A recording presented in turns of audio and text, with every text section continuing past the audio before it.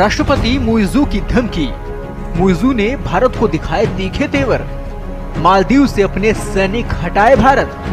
15 मार्च तक का दिया अल्टीमेटम। इसे धमकी समझें या तीखे तेवर।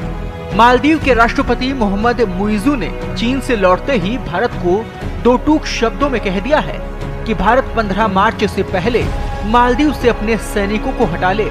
इससे पहले उन्होंने बिना किसी का नाम लिए कहा था कि हमें बुली करने का लाइसेंस किसी के पास नहीं है। बीते कई सालों से मालदीव में भारत की सेना की एक छोटी टुकड़ी वहां तैनात है।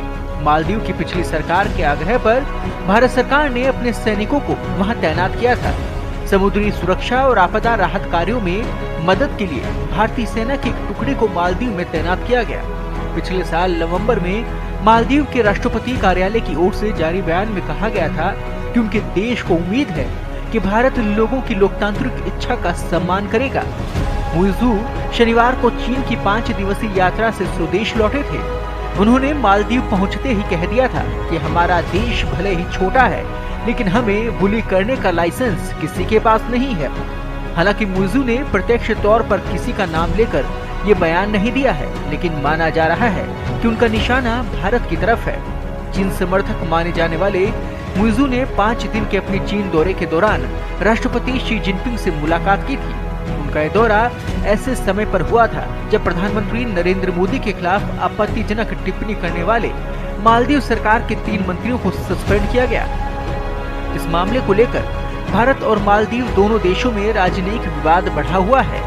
मालदीव रणनीतिक रूप से भारत और चीन दोनों के लिए काफी महत्वपूर्ण है।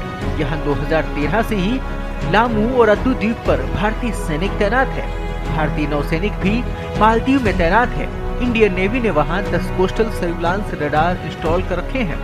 पद संभालने पर मुइज़ू ने घोषणा की थी कि उनकी प्राथमिक जिम्मेदारी हिंद महासागर द्वीप समूह में विदेशी सैन्य उपस्थिति को खत्म करना है।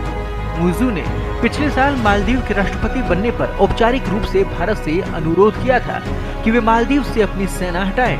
उन्होंने जोर देकर ये भी कहा था कि वे ये सुनिश्चित करने के लिए प्रतिबद्ध हैं कि उनका देश अपनी स्वतंत्रता और संप्रभुता को बनाए रखने के लिए किसी भी विदेशी सैन्य उपस्थिति से मुक्त हो।